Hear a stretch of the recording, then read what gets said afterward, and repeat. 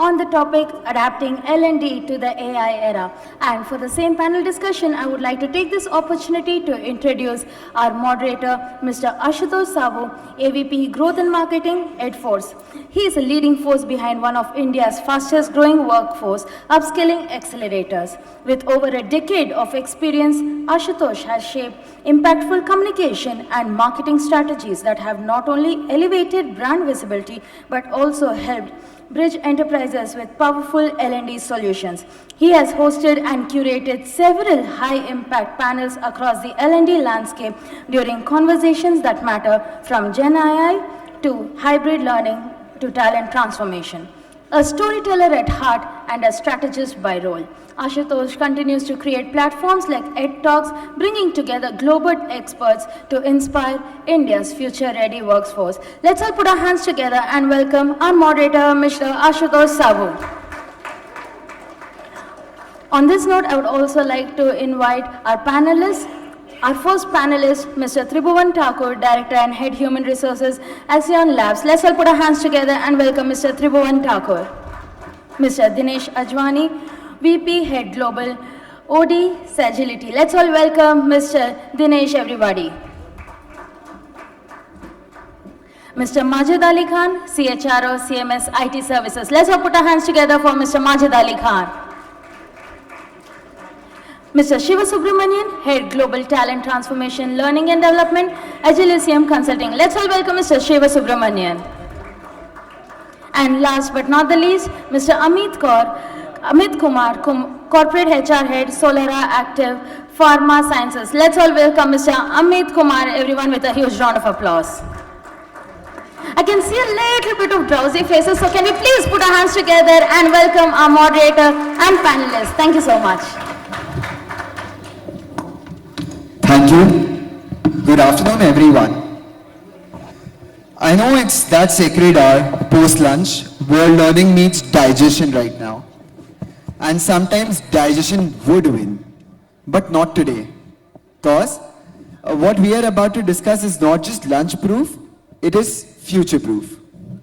Let's shake off the food coma and plug into the most transformative force in L&D today. Ta-da! AI. Artificial intelligence. They say AI won't replace you, but someone using AI will. And that's what especially true for us in L&D. World isn't changing, but it's upgrading. Because in this new era where learning is intelligent, data-driven, predictive, the ones who evolve will lead and the ones who wait will just watch. And this panel is what you might just be needing today to make AI your ally. Welcome, my dear panelists. Our topic today is adapting L&D to the AI era.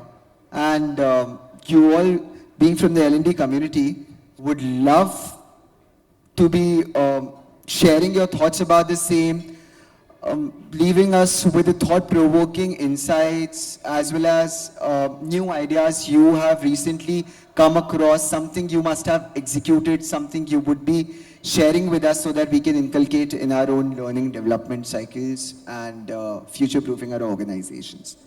So I'll start with Majid. Hi, Majid. Majid is CHRO at CMS IT Services, and I was having very interesting conversations with him. And I would really like you to explain us a little more about how AI fundamentally is changing the way we design and deliver learning programs. Hi, good afternoon. I see still some people are walking in, but I'm glad that 80% of the room is full, which is very rare post-lunch. Thank you so much. Because 100% tummy is also full. I think the lunch was delicious. Yeah. Thanks to the audience. They have been very kind and nice. All right, so coming to your question, see, AI today is not just a buzzword, right? But it's also now moving towards becoming a cliche. The fact of the matter is that necessity is what prevails over everything else, right? Why would you need AI? Why would you need technology, right? In today's world, and maybe for the last 2 decades at least, technology has led from the front as far as any transformation is concerned, right?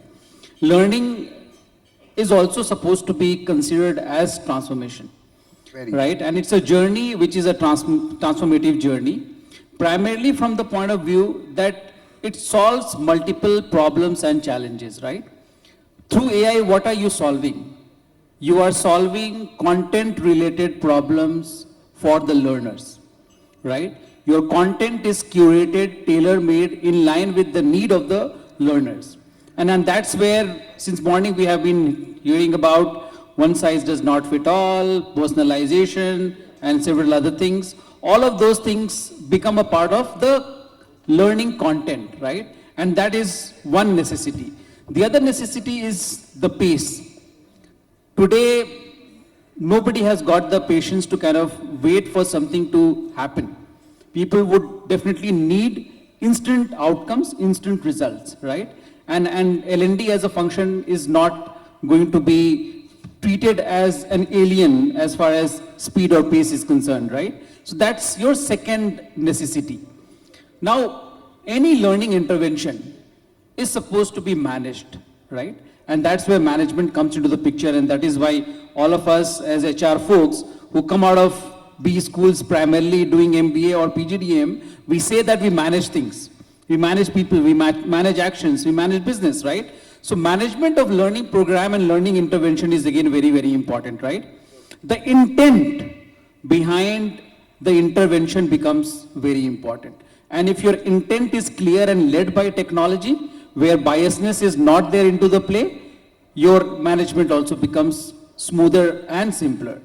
Now, moving on to the next necessity. The necessity is all about quality of learning, right? How do you measure the quality of learning? If people have been able to acquire knowledge, are they being able to put the knowledge into the practice? That's the question to be asked, right?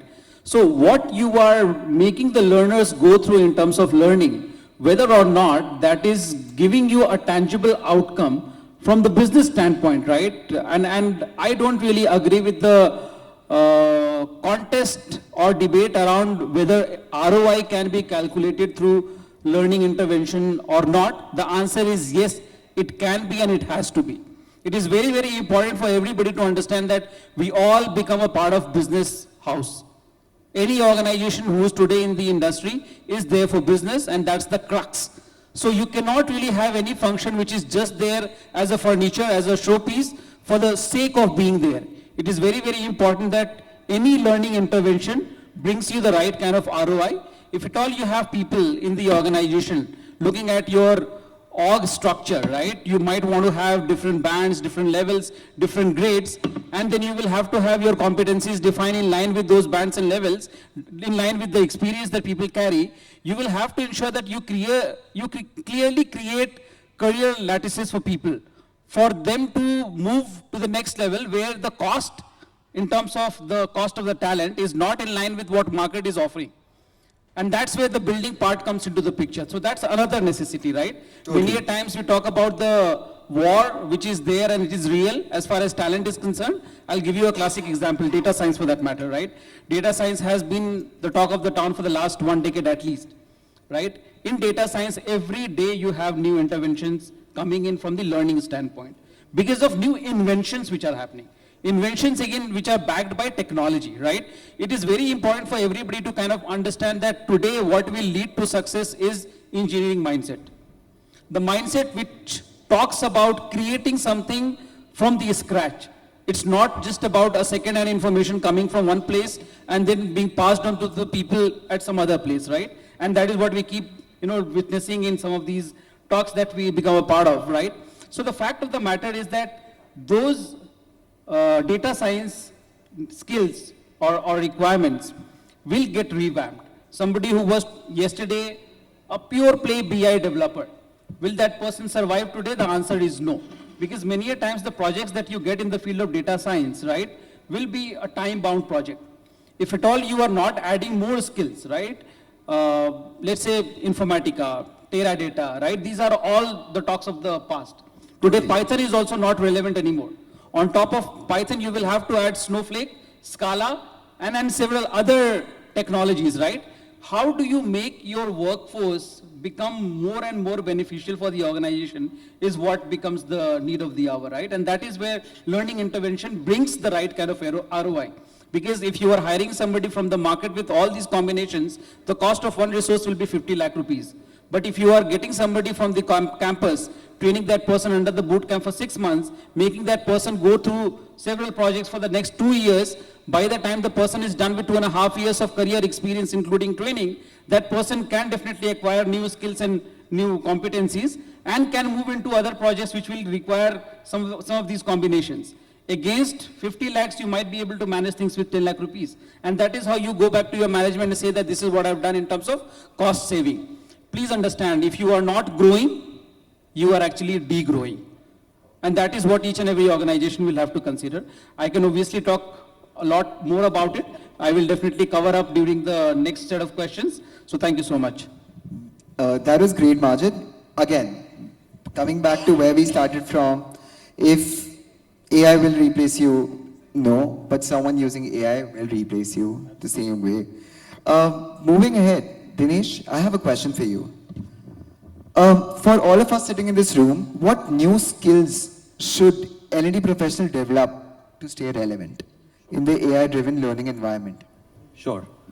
Before I answer that, let me give you guys a fun example. I was talking about with one of my colleagues during lunch, and we were having a good laugh. I thought I'll just share it with you all. There was an initiative, and a marketing email came in, which was a reminder on an important initiative, and the marketing email started with, it was like a reminder. So instead of starting with gentle reminder, it said genital reminder. And this conversation led to why we should really be using generative AI for a lot of content creation, marketing, comms. Then we won't get into issues like these and save ourselves a lot of embarrassment, right? So there is a lot that AI can be used with, and there is a lot that it cannot, right? And this question is really about that. And if I can take a step back from skills, let's look at how our role is changing in this ever-changing tech transformation. So what is today the L&D professionals got to do, right? What's our role in this entire journey? I think what AI really does well is can help you immensely in content creation. Would you all agree to that? Yeah. There are plenty of tools. In fact, there is a problem of plenty today because I go and purchase a tool, next day there's a better tool, isn't it? Where our role is intact and even more important today is as content curators, right? In terms of when I can go ahead and create 100 pieces of content in half hour using generative AI, but how do I really make that content absolutely contextual to my organization, to the persona, and then to that individual? Is the L&D professional's role, it's our community's role, right? Who does that get deployed to? And how is it deployed? Like, is it mandatory? Is it really point in time? How are we really embedding the human element to it? So our role is also about how are we crafting, the learning design in that entire ecosystem, right? So that role is going to be extremely important. Third, L&D professionals were, going to go ahead and report on a lot of data around learning, but today that role has also changed. Today we are expected to bring a lot of insights, and not just insights, but a lot of recommendations about kind of changes that we need to drive, the kind of actions that we need to take around those. So we're really becoming data strategists because data is supposed to be on the tip of your fingers at any point in time around all kind of learning in the organization, right? So what do you do with that data? And that is what our role is. I remember Anoop talking, in fact, starting his spiel around how most organizations haven't even started their journey on AI, right? And if you think back in terms of our role as a community, I think we have a huge role. We are not just enablers of learning anymore. We are also becoming enablers of tech or tech literacy in the organization. So let's take an example of AI. Every single organization right now is trying to draft a policy around the usage and the rules of the game. So we have our own InfoSec element, the whole ethical use, and within that boundary, you got to craft a strategy for AI literacy for different personas with different complexities from really basic to absolutely advanced. But that's our role.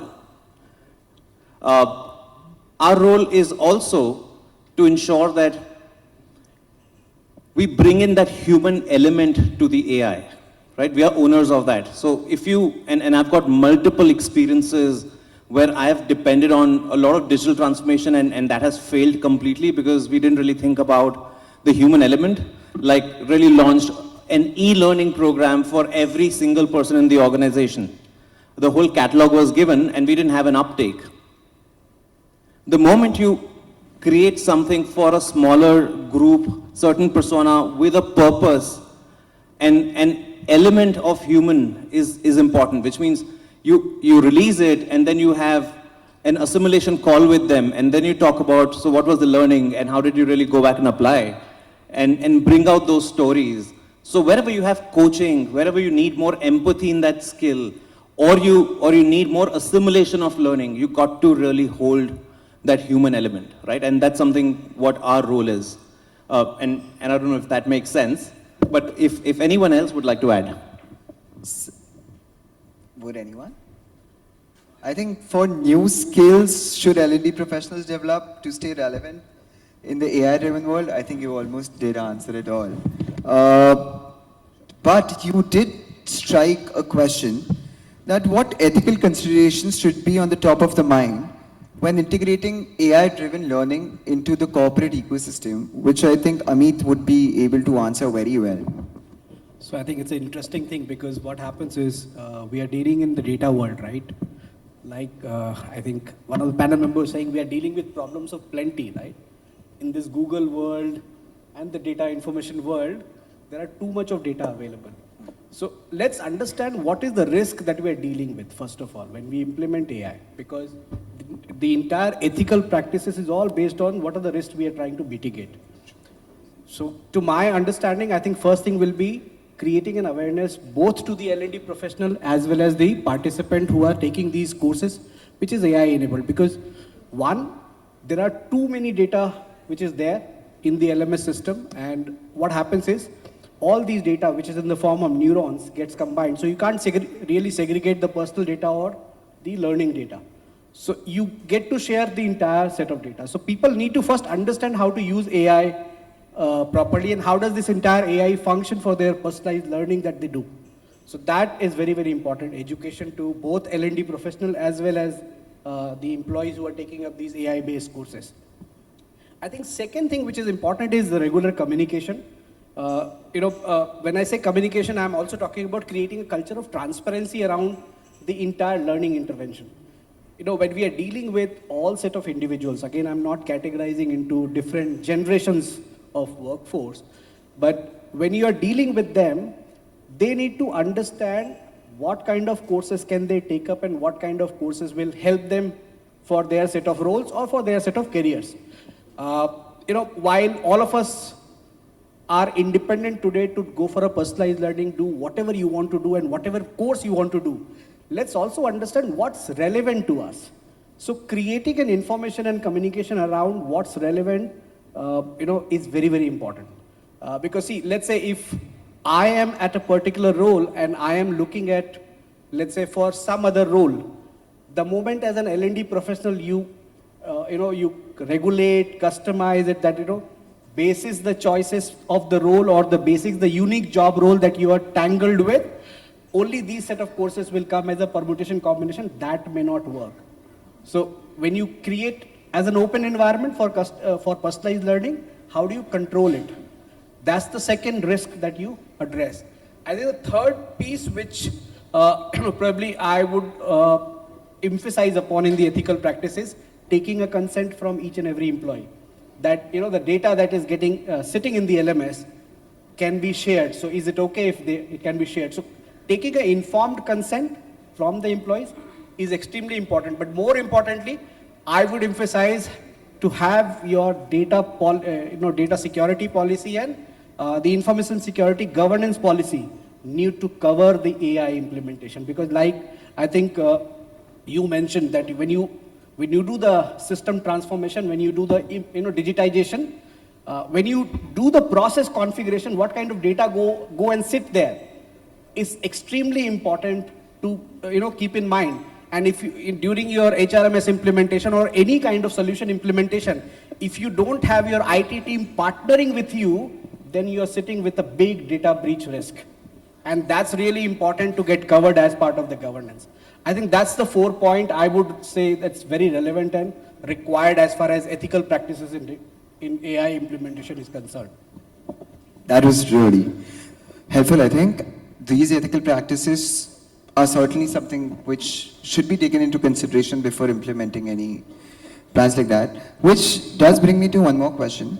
Tribhuvan, can you help us understand how can we prepare employees for AI disruption through proactive reskilling and upskilling? I'll repeat the question again, but I'll also let you understand where I personally am coming from.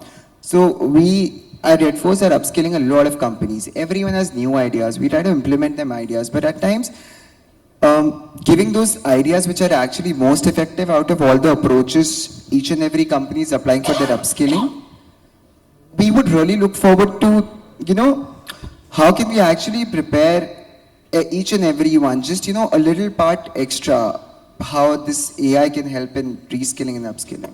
Sure. Thanks. So, I think that's an interesting question. We are talking about disruption, and no other than all these people in the room know how to manage disruption.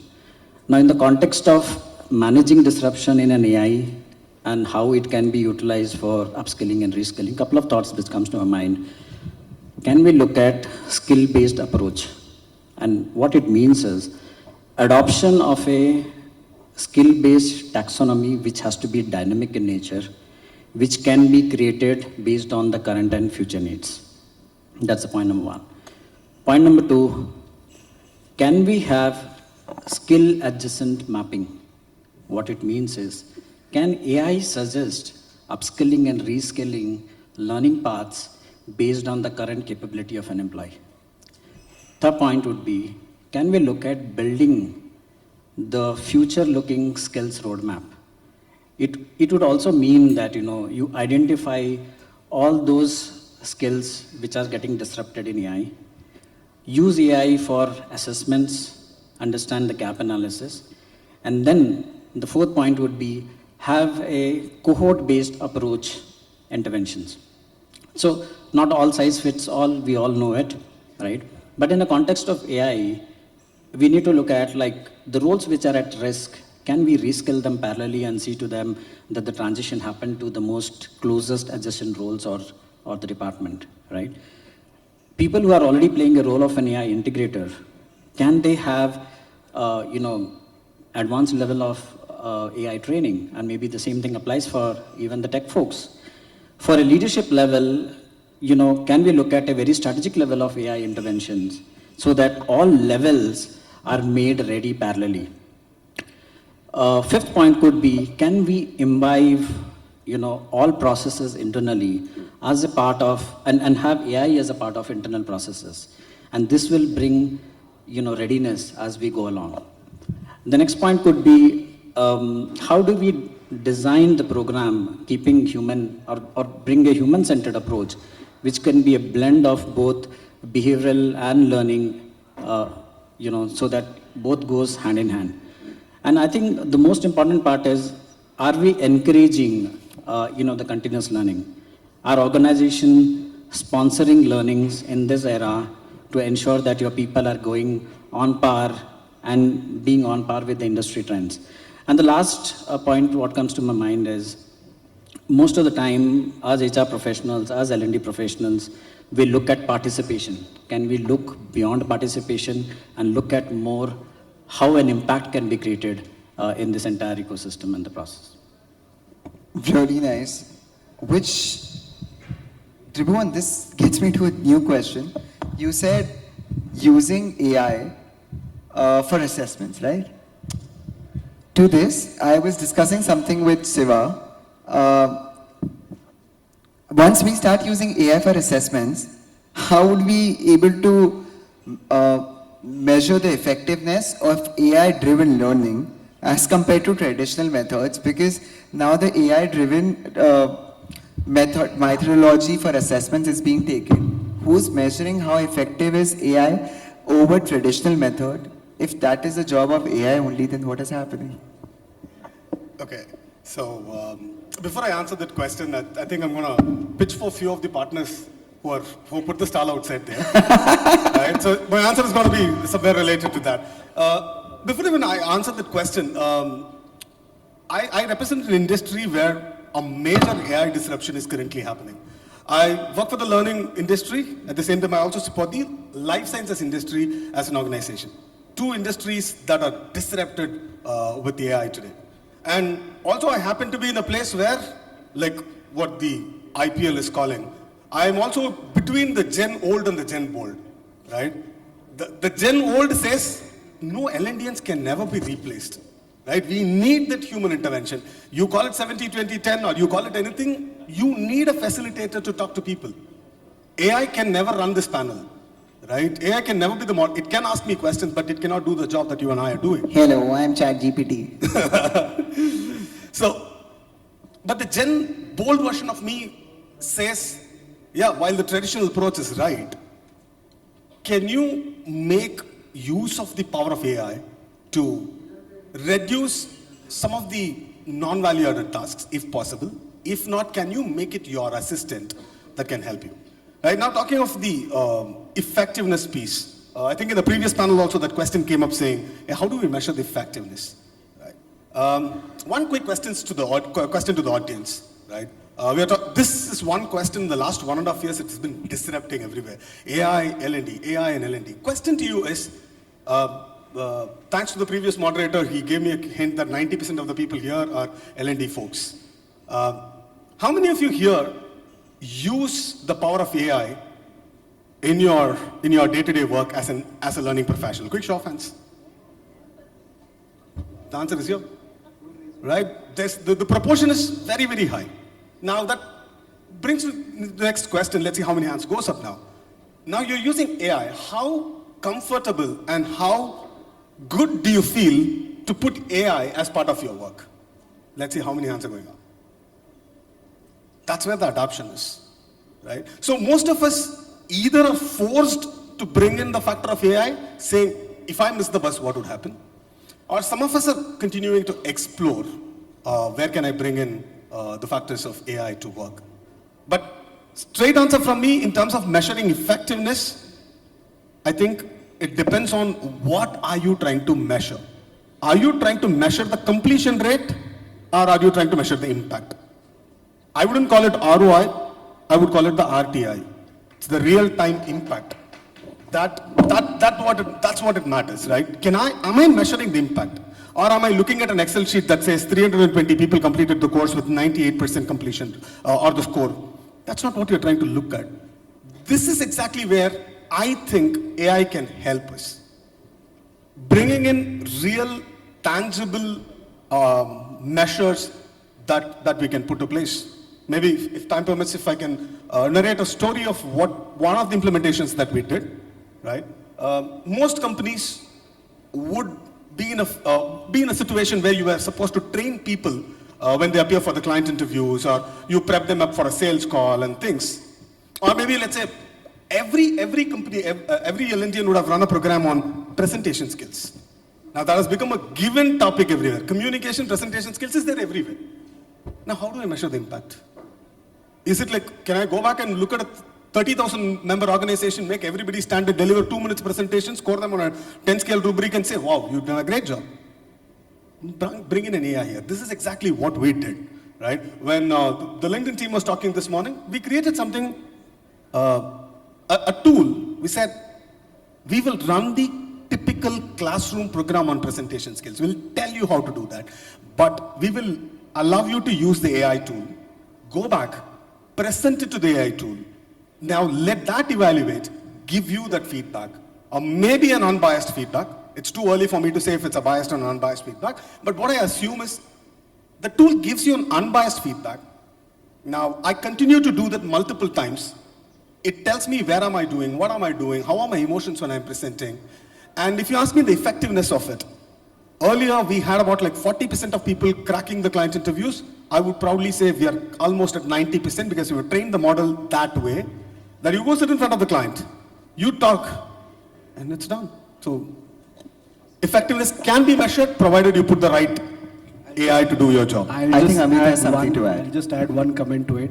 In one of the conference, I was hearing about the ITC hotel CEO. He was talking about, earlier we used to call the EA, give the briefings about what he wants to present in a conference or any other meeting.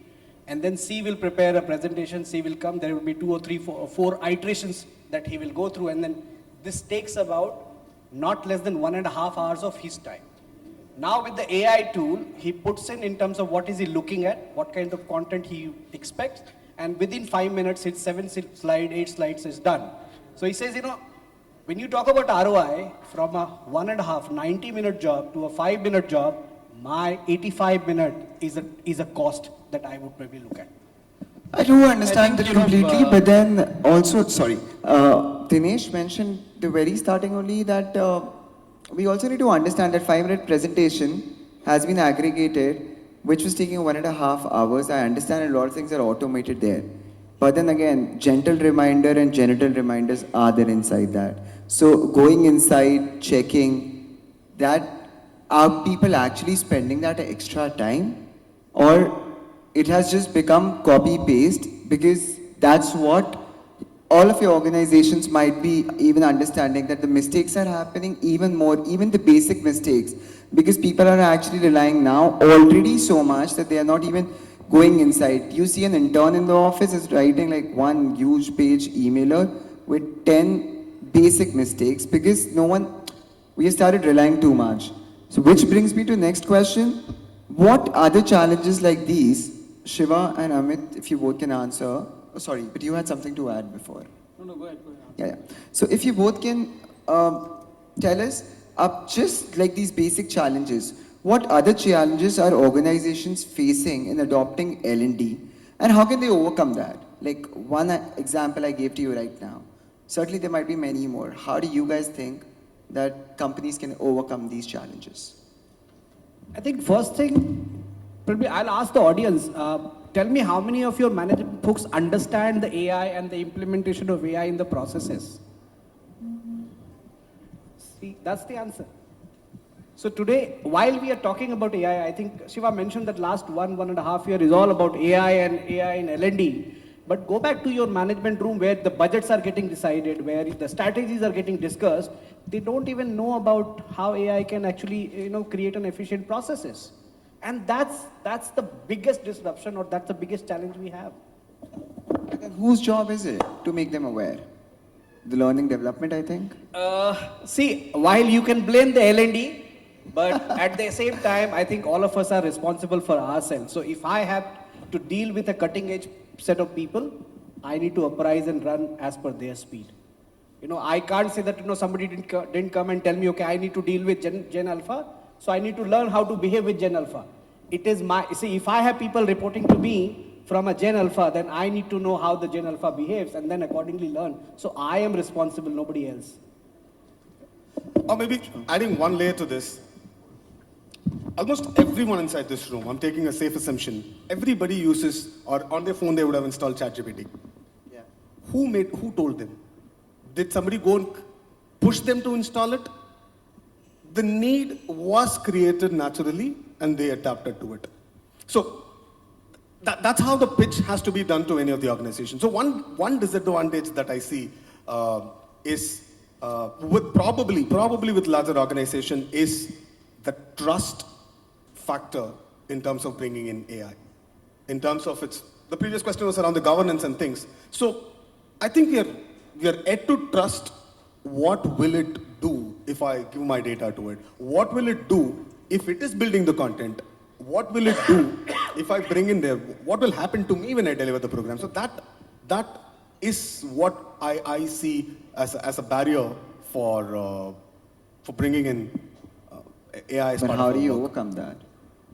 That was the second part of the question. Yeah, that's where the hashtag GenBold comes in, right? So experiment, try your hands, maybe one program or one area, bring in that and see for yourself as to how it is helping you, right? That's where I said I'm going to be a brand ambassador for some of the stalls that are put outside. We spoke about assessments, and your platform has got an assessment element also. Totally. See, gone are the days where you have to sit down and write the question.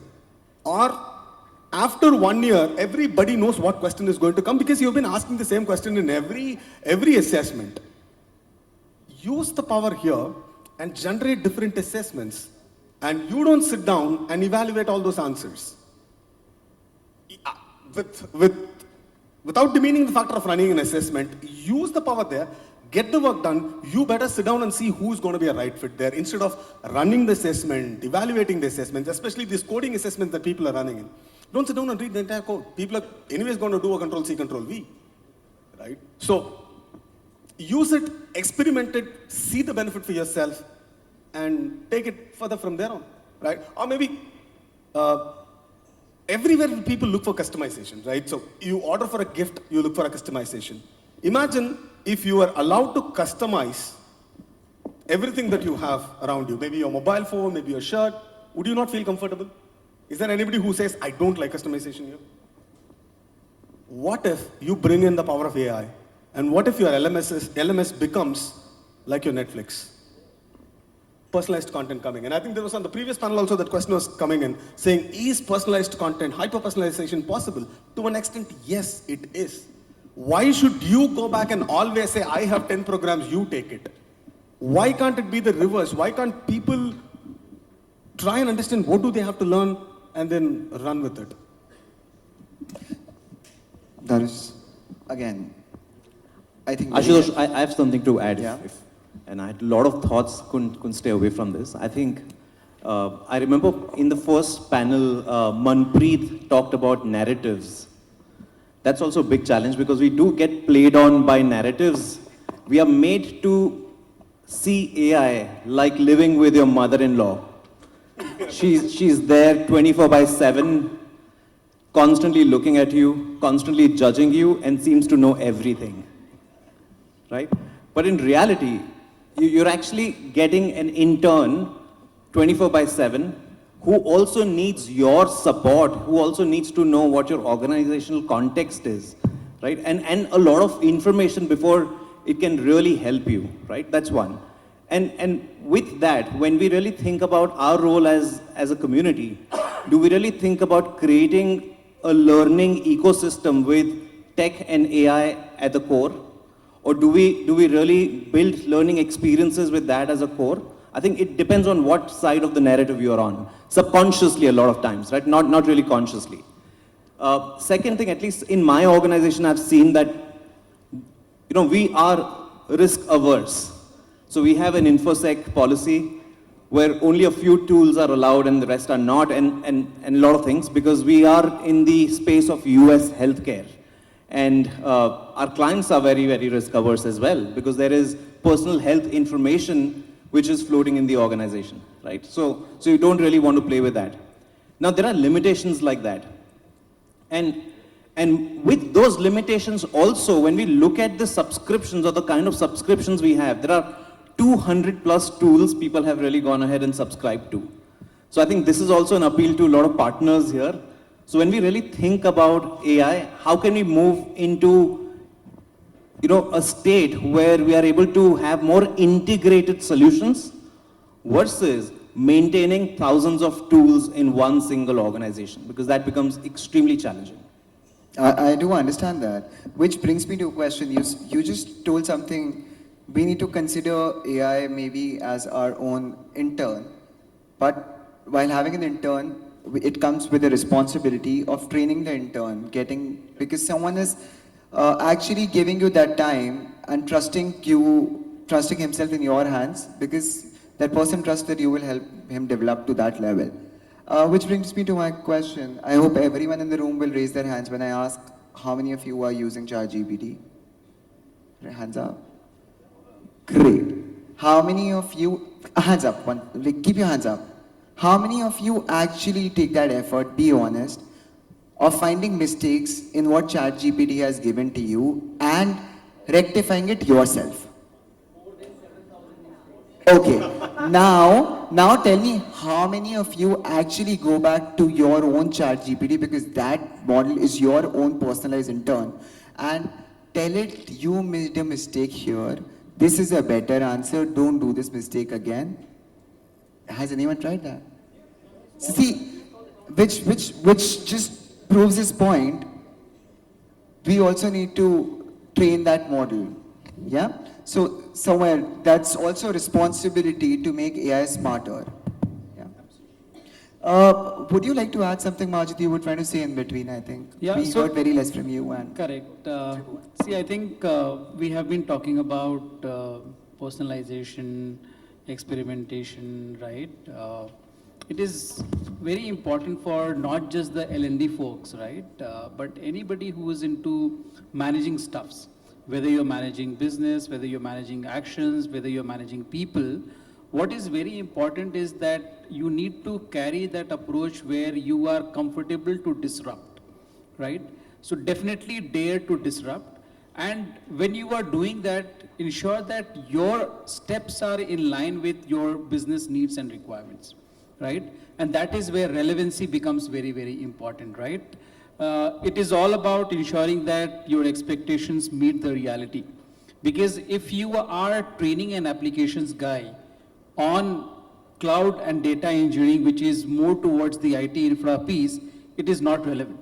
And vice versa. It is very important for you to look at what kind of audience you are dealing with and what will go ahead and make them more successful in whatever they end up doing on day-to-day basis, right? And that's where data plays very, very important role, right? And I, agree with Ameet that definitely there have to be certain processes which are making the data being utilized in a very ethical manner. But the fact of the matter is that the data is lying everywhere today, right? When you get somebody into the organization and now DPDPA is coming into the force, you make that person agree to some of those terms and conditions, right? So while the data is there, the data definitely has to get utilized for something which is more constructive in nature. And definitely it is all about the future of that individual that you are trying to kind of train or upskill. And for that, if at all the data is being utilized, looking at what the person brings onto the table in terms of knowledge, skill, and then the competency, right? A combination of all of these three will help you to understand what next is to be done, right? So I was running a program about 4 years ago, and it was called as Talent Next, right? And in that particular program, we ended up putting all of these elements together, and we created people who were future ready, and in reality, right? Because back then we were not prepared as an industry to have people who were coming up with combinations, right, on various stuffs, not just from the technology development standpoint, right, or using Copilot or using automated solutions for programming to happen, because back then programming was still the way of life. You go to any engineering college, you ask somebody, what do you want to become? The person will say that I want to become a developer. But that's not the end of the story, right? Within technology world, you've got several other things to be done. So how do you make that person an out and out engineering person than just a developer or a coder or a programmer was the thought behind creating that entire program called as Talent Next, right? And that is where it is important for you to keep in mind 2-3 important stuffs, which is relevance and the expectations meeting the reality, and how do you make that reality become a part of your business objectives. That is really nice. Tribhuvan, in just 1 or 2 lines before I open, Sure. what do you think? What's next? He left us with a question, right? Somewhere in between. What's next? What should we be actually getting out of this session and understand L&D in the era of AI? Sure. So There are a couple of things I think I'll be kind of summarizing or repeating a couple of things. So if you look at L&D and AI era, we are talking about personalized learning, autonomous learning, where AI will curate the learning based on the skill gap, role, maybe career interest, aspirations, right? Which is going to be an interesting thing. It will save a lot of time, at least for the business HR who are doing that kind of conversation. They can invest the same time to do a better job, right? And spend that time with the high potential. I see a major disruption happening, skills over role. And when I say that, I see the skill profile will take a precedence over job description. And that is going to be a big disruption. What it also means is all our L&D professionals will be taking a front seat. So L&D will drive or have a repository of a skill readiness and see to that what % of these people can be deployable, which means they are on projects, they are built, they are actually working on customer projects, bringing innovations, right? Other thing what I can also see is the growth of the employees will become much faster because it would depend on the skill acquisition and not on a regular promotion, right? I also see the career pathing would become more transparent, more acceptable rather. And L&D team will fuel the talent market, which means you have got skills, you have got people. This team will drive talent mobility across roles, across functions, right? And, today maybe it is okay, we might be doing some portion of operations, but as we move forward, L&D team will become a real strategic partner to the business. Just not AI literate, but will drive business decisions. So that is how I look at it. That's nice. Before I open the floor to the questions, Siva, would you like to just very shortly tell us about what you have thought-provokingly done with aggregating all the LLMs and AI models for the L&D? Can you show the slide, please? Curated So by I kept Siva. talking about let's bring the power of Slide by Siva. AI as part of work. So during some of the research, there are some places where I think GPTs can help. I understand he spoke about the 7,000 errors. It will still be there, but there are certain specific GPTs built and can be utilized by L&Dians. Some of them work for me. Some of the places where I get to use it. So what I've done is I tried curating that and thought, we L&Dians are known for giving. So there's one part of giving is maybe this QR is something that you can scan. What I've done is I've tried putting some of these specific GPTs within ChatGPT that you can put to use as and when you think there is a need for you. So this has basically helped me add a perspective or maybe add another layer to the way I traditionally used to think. Maybe we can unlearn using some of the chats that we can have with this. Yeah, so I think you would not be able to scan it. None of you would have been because we are only blocking it. But that you were able to? I think it's working. Okay, great. Yeah, So AI-powered. do catch. AI-powered QR. No, because I think we were covering it, so I just wondered. Do catch a hold of Siva. He has curated a lot of good database around LLMs and AI, and I did have a conversation around it. You will be amazed to know more about it. So I'm booking all your slots for the day. Which opens us to question. Let's be mindful. Time's up, so let's be short on questions, short on answers, and let's not counter question. He has a question. Yeah.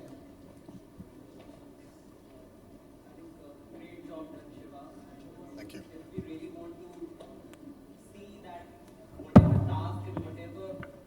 Whatever initiatives or whatever tasks we are going to do, if there's an AI for it, I think we can also log into a website called There's an AI for it, or That's an AI for it. It's a website.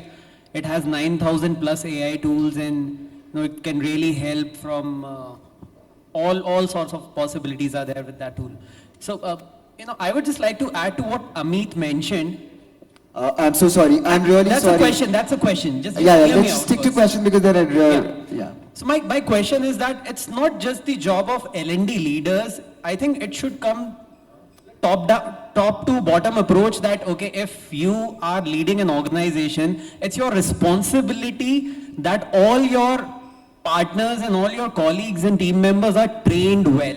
So, however, there is still a challenge in the subcontinental working conditions where we see that the CEOs, while they talk a lot about AI, they would not like to implement it up to a much extent. And then there is another factor which comes that everybody wants to ride a bullet train, but nobody wants to pay a bhada. So, yeah. So I think there's no question out of it. There's a question. I just want to know the thoughts on it. I think we did discuss something where you were telling that in the boardroom, if you go inside, how many people are actually talking about AI and ready to invest about it. I think we very broadly covered it. But if you still want to add one line, it'll be great. See, answering that question is how are you going to convince the leaders to invest on it, if I understand it right? See, the proof of the pudding is in the eating. If you could show the real, tangible effect that it can bring in, the selling can become easy. Right? I know it's a very, very cliched answer that I'm giving, but that's exactly what has worked. Instead of talking about, hey, you know what, this is what is going to help you. Can you take a sample population? Like, everywhere there are lab rats, get those lab rats, help bring in, use it within our own teams of L&Dians and see if it is creating that result. If it can work with 10 people, I think it can work with 100 people. And that's how I was able to convince a couple of initiatives and it worked. I know it's a very cliched answer, but That answers well, yeah. Right, I have a question. It's a question. Okay, so this is now first for Tribhuvan. I'm so glad you spoke about something extremely pertinent, which is on the skills and the roles. So here's a question to you because I'm struggling with this right now. That when you talk about interconnectedness of skills and roles, are you talking about a causality or a correlation? Because my models are kind of getting skewed because of ambiguity there. And while you're thinking the answer to that, Ameet, you spoke about a lot of data. One question, please. No, Sorry. this is good. It'll help the audience, trust me. I understand. But Okay, there's no more a questions. lot more hands. Sorry. There's a lot more hands also. Let's just pick one question. Yeah. Would you like to answer that? So yeah, so here we are more referring to the skills and giving more weightage to the skills over the role for the simple reason that we went through this exercise of identifying the unique roles. And we also realized over a period of time, being a tech company, there are a lot of overlaps happening. It is just that we are calling it with a different terminology. Now, if you have to stay relevant, that's why I talked about having a dynamic skill taxonomy, which cannot be rigid, which used to be there a decade old, but go with the flow of the market. Are you building that capability with the times and trends? And at the same time, I also talked about, are we bringing business context when you're building that skills? So while all these disruptions were talked about, our innovation teams have been working to see what percentage of our workforce could be trained on Gen AI, right?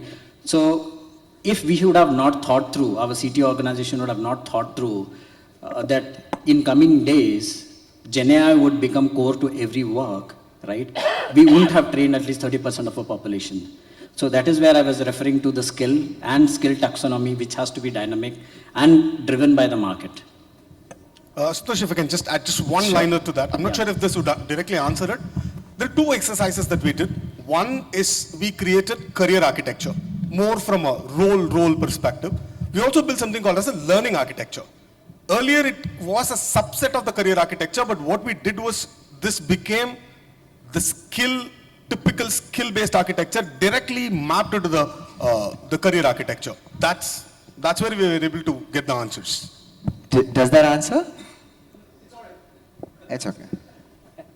I think we will. Any questions? Any more questions here? Right here. Okay. That will be the last question. You can pull any one of them outside, yeah? All right, so hi everyone. So I am Tanvi. I am part of SAP and I lead AI learning for SAP. So that's interesting. So my heartbeat is like 1,000 times AI and learning, right? My question is very tactical to all our panelists here. So I think you asked this question to Dinesh, if I'm not wrong. What we as L&D professionals need to learn. So why it is a tactical question, I'm very interested. So just take, for example, I'm building my learning plan, my development plan for this year. I'm not even going to next year. What is it that you guys have learned in the past 1 month that you would recommend me to learn as an L&D professional? And know that I'm already leading AI learning for past 4 years. So I have done it, whatever you can think of. So just maybe think in that direction. That would be fabulous. And I would have loved to see an AI panelist there. So maybe for next time. Thank you. She's asking your secrets. Yeah. It's a very interesting question. And there are a lot of tools that we keep learning, so I'm not going to really get there, right? I'm talking about my experience of what I've learned in last 1 month. And I was talking about one of the big challenges. I forgot your name, sorry. I'm Tanvi. Tanvi. So Tanvi, I am in touch with a few AI founders and the challenge of how do we really bring in an integrated solution also in the L&D space is something I'm very interested in, because again the challenge was that there are so many tools that we keep working with and they keep updating, so you constantly are in search of those tools, and then you got to upskill your teams on some of those tools, and it takes up a lot of time, right? If we have a more integrated solution, a single solution that takes care of most of your use cases, I'm really, really interested in that. And I haven't seen a lot happening there. Something that really works well, at least as an agentic AI, is when it's attached to your ERP solution. Then it is connected to every single stage of an employee life cycle, if not a client life cycle, but something that I'm very interested to know. And I know there are companies who are working on that in terms of how do we bring a more integrated solution across the learning roles for an organization. So that's something I've got to know, and I'm exploring that right now. No, if I may add to whatever Dinesh just mentioned, see, many a times the struggle, right, is about the basics and the hygiene, right? In L&D space, hygiene is about what do you have within the organization in terms of knowledge, skills, competencies, capabilities, etc. If at all your repository is clean and clear with all the correct data points, I think life becomes simpler. Sure. And that is when you will be able to decide, right? And I'm sure it will help you, and I'm also sure that you might be implementing it already. Which form of AI is that you will choose to prefer over all the possible solutions that you have, right? Whether agentic AI or generative AI or conversational AI, and there are many more, right? So depending upon what you have within the organization becomes the crux and the base, and then the kind of audience that you are dealing with, whether the audience is bilingual, multilingual, only knows one particular language, or is coming from a special group of people with certain aids which are required for them to learn and acquire knowledge. And that's where the decision about the right form of AI being implemented becomes very, very important. I hope that answered the mic. I hope. Hello. Is it working now? Yeah, I hope that answers your question, Tanvi. No? Catch a hold of him. I'll make sure you do, right? SAP AI, yeah? Your question, sir. Myself, Rajiv Ranjan. So this question is to Dinesh ji or Ameet can answer. Related to InfoSec, you are talking. So companies which are MSME into aerospace and defense, where also we need to have a regulated things. So what type of tools you can recommend? Because we cannot be giving complete blanket approval for using all type of GPTs. Any suggestions? So the answer lies in your question itself. So as a company, you need to figure it out. What are the various, information centers or sources that you need to allow as part of your InfoSec policy? See, we will recommend based on our experiences, which is pertaining to our industry, our company. But different industry will have a different set of list. In terms of AI tools, I think today it's an enormous world. Why do you want to restrict with one or two tools? Have everything available, but within the restricted use. Sure. I can very quickly add on to that. I don't know your name, sorry. Rajiv Ranjan. Rajiv, I can just talk about what we've done as an organization, and this is really about working with the AI providers to ensure that the AI is sitting in our cloud, and that makes our clients more comfortable with it, right? So open source is a big no-no for us, for now. Okay. For now. Of course, I know that InfoSec is also going to mature, right, in the future, and when that happens, we'll see. But right now, that's what we're doing. The second, and hence, I am really looking at an integrated solution so that becomes easier for us in that kind of an environment. But again, there are a lot of other contextual questions that you've got to answer. If you're really part of defense, even if DeepSeek comes and says that we're going to be part of your cloud, you wouldn't want to allow them. Right? So you got to really think about your own context and see how you got to, like he said, that you got to really keep that in mind for sure. Thank you, dear panelists. I think there are a lot of people who like to catch a hold of you. They are easily available for that. I hope you all are. In case you are leaving, I will get you in touch with them. I'll get you their details. Thanks a lot for making us understand what L&D in the era of AI is, which is like L&D X AI. That is what we were discussing today. And I think you guys must have understood a lot about how every one of us coming from individual different industry is utilizing to the maximum capacity and giving you ideas and ready to pull ideas from you too. Thank you. Thanks a lot for being a patient audience too.